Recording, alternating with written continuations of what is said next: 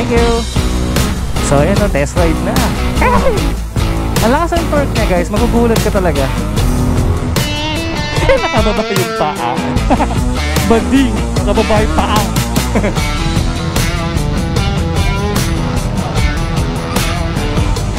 Sa kabila, magkamali pa ako na ano eh. Sabi nga, mapayakan ko yung repair in 100%.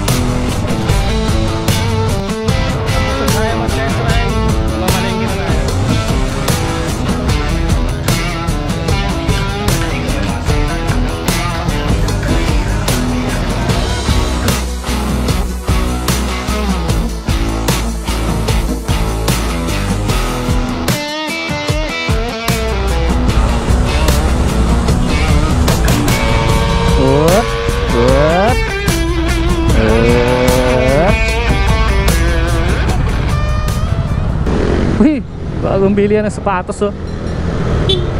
Putik traffic. Traffic pa Rosario. So what is up guys, this is Road Gaming. Yes, welcome to another episode of my moto vlog. Today is the day na pupunta tayo sa Makina Moto Bazaar 2025. Last year umaten tayo kaso gabi na tayo pumunta kasi ginawa natin, pinagawa muna natin si Marga bago tayo pumunta doon. So inaabot tayo ng gabi dahil ang dami pang ginawa kay Marga noon. Nilinis pa yung magneto. So ngayon maaga na tayo, may chance na tayo makapag test ride ng motor ko, kaya makapaglibot-libot ng mas marami.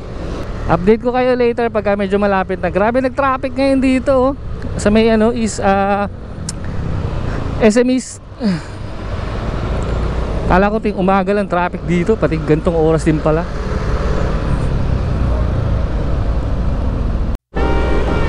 So update, nandito na tayo sa may Rosario. Paliko na tayo dito sa may Jollibee. Papunta na tayo ng Bridgetown, saan ginaganap ang Makina Moto Bazaar 2025.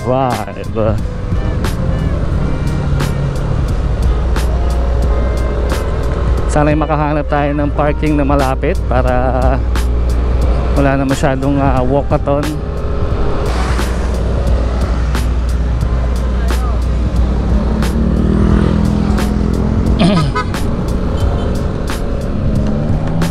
At akalain mo yun, no? May entrance na. May bayad na yung parking. Ang galing talaga ng Bridgetown, no?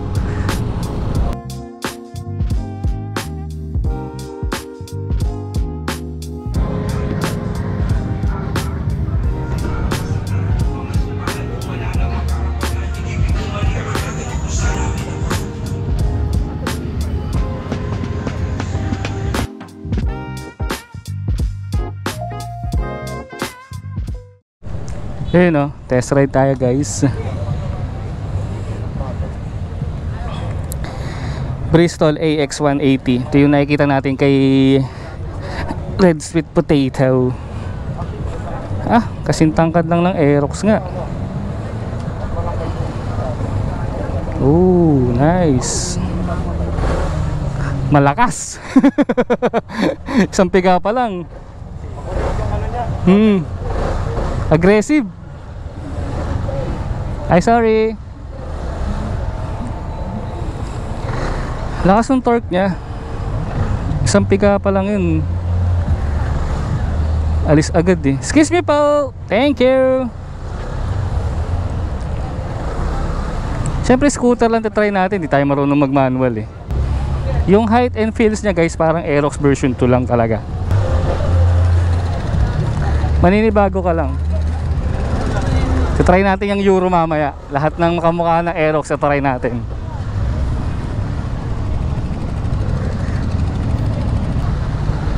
Thank you. So ayan o, test ride na. Ang lakas ng torque niya guys, magugulat ka talaga. Kapag ka ano, ang lambot niya, tapos pagka binigla mo siya ng piga, ang lakas. May chance kang bumalibag. Yun na yung masasabi ko sa kanya. First impression, tayo na, sold to pagka nabagsak ko to. Tapos sobrang higpit pa nung brake sa likod. Dito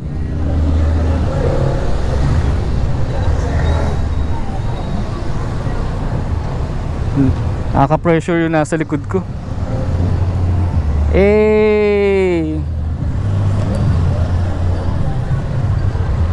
Glide glide lang.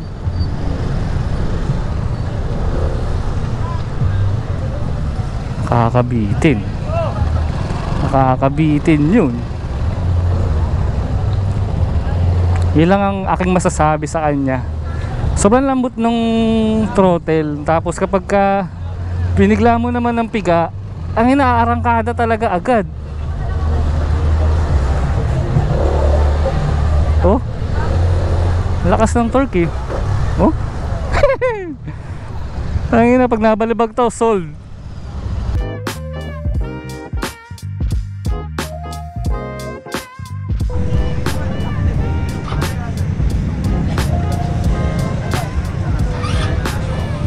Sa kabila.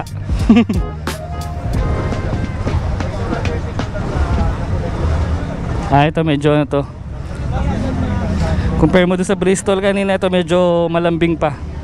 So ito guys, sinetesting naman natin ng FKM na Fyro 180. Medyo matigas yung kanyang ano, handle. Baka matigas yung pagkaka o sobrang higpit nung sa may ano.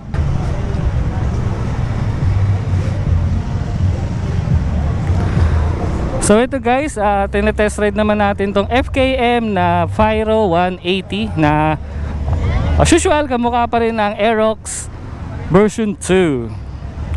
So mas ano siya, malambing siya ng very very light dun sa ano, sa Bristol kanina. Yung sa Bristol kanina, isang piga pa lang arangkada na. Ito medyo lalambingin mo pa eh. Grabe na init.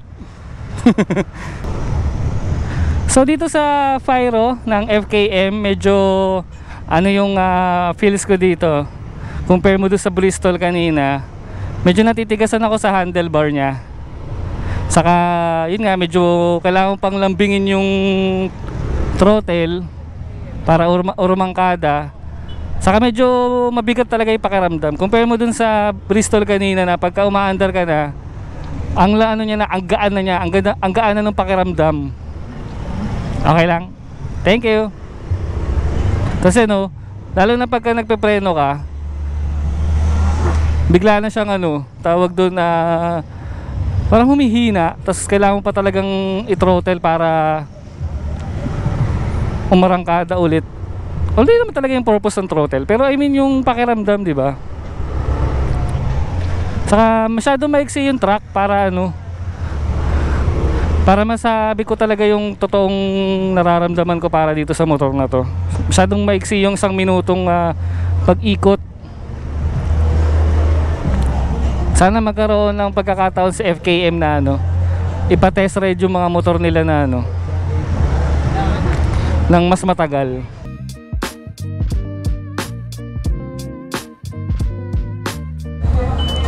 Yun o, Griffin 180 ng Euro. Matetest ride na natin siya.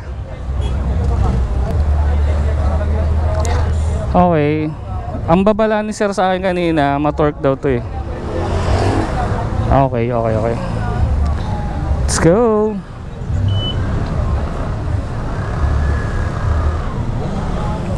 Ay, ang sarap. Na-speechless ako guys kasi ibang-iba siya yung feels niya. Compare mo doon sa FKM kanina saka dito sa Bristol. Iba nga itong ano, Euro na to. Yung lambot niya sakto lang. Di gaya nung lambot kanina doon sa may FKM na hanapin mo pa yung sweet spot. Ito, malambot siya pero pagka napiga mo na siya, meron na. Tapos yung lambot ng manubela, para siyang doon sa Bristol na pills kanina. Pero syempre, kakaiba pa rin sila ng dynamics pagdating sa comfort. Ito, ang feels ko dito parang ano, version 1 yung taas. Ganyang kataas yun eh.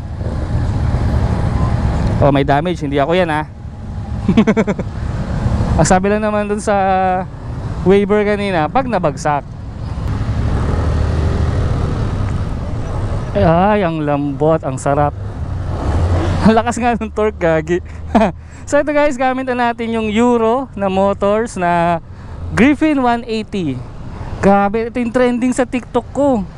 Itong motor na to, masasabi ko talagang ano, kakaiba siya. Iba yung power niya, iba yung drive niya dun sa dalawang na test ride ko na kanina, na Bristol sa kayang FKM. Pakajut-kajut ako kasi hindi naman ganun kalawak yung yung pag nagte-test ride eh. Mamaya magkamali pa ako ng sabi nga babayaran ko yung repair in 100% eh.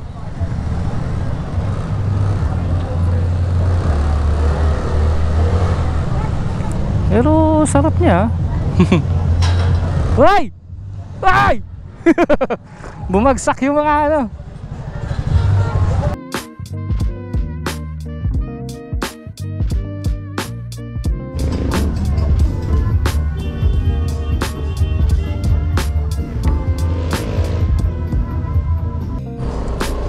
So ayun pauwi na tayo. Di na ako masyado nakapag-vlog after mag-test ride. Nakaramdam ako ng pagod bigla. So di na rin ako masyadong nagtagal doon. Nag-ikot lang ako, hinanap ko lang yung stall na RCB at BS1. Dapat may bibilin ako sa RCB, sa totoo lang. Yung kulang ko para kay Marga. Pero parang pagkakataon na tadhana na yung nagtakda na hindi ko siya mabili dahil ang tagal ko talaga doon sa pila. Grabe, mag-iisang oras na ata. Pero di ko naman sila masisisi, sobrang dami rin talagang bumibili kanina. So yun lang, dito ko natatapusin tong vlog na to dahil traffic na naman. At tayo ay pabalik na ng Taytay.